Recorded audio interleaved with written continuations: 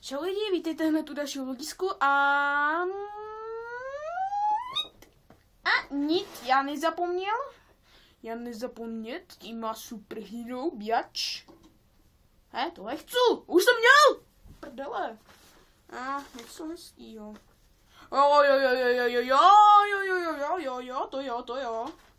To jo, 59. O ty krávo. No přesně pro mě, si vole. Tak. Já bych vás vítal u dalšího vlogisku. Tak ta písnička je epická, hej. Slovně služí písničku. Prdele, ani o tom nevím. No jenom, prostě, já bych chtěl bych přestat máchat rukama. Kurva. A chtěl bych vám říct, že hraju na 2 hudební nástroje. Hraju na kytaru, na tu chujovinu, na klavír, na kytaru i na klavír učím. Ještě mám doma bubny za 10 000 biač. Ty vole, to je epické. Někdy mě můžete vidět zpívat, jo? To bude taková informačka. Prostě budete mě vidět zpívat, já se natočím. Pokud ovšem chcete, já nevím, jestli chcete, prostě. Prostě já doufám, že chcete a že bude dobré, když to natočím. Že na to dobrou melodii, až to skončí, tak mi zahraju. A já bych vám teda chtěl ukázat.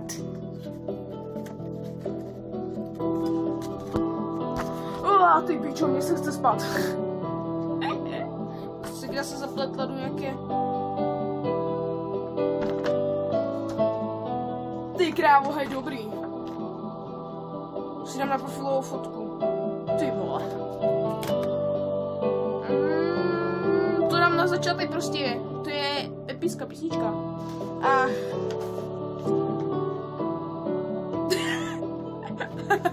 Já vám zaspívám tu sální kravinu. Počkej, tak. Teďka vám teda zahraju tu melodii. Jako nic moc to není, jo? Jenom taková sračka.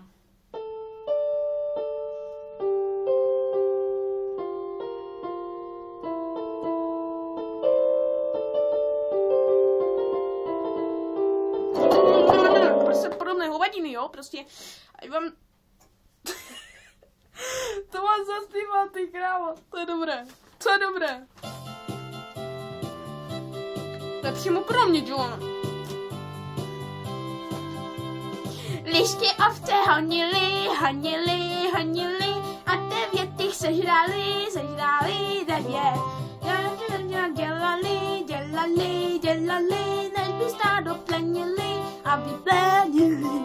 Jak by si ochutnali, návali, zás by něco sežrali, zás znovu. Lišky ovce hanily a 9 jich sežrali 9. Do prdele!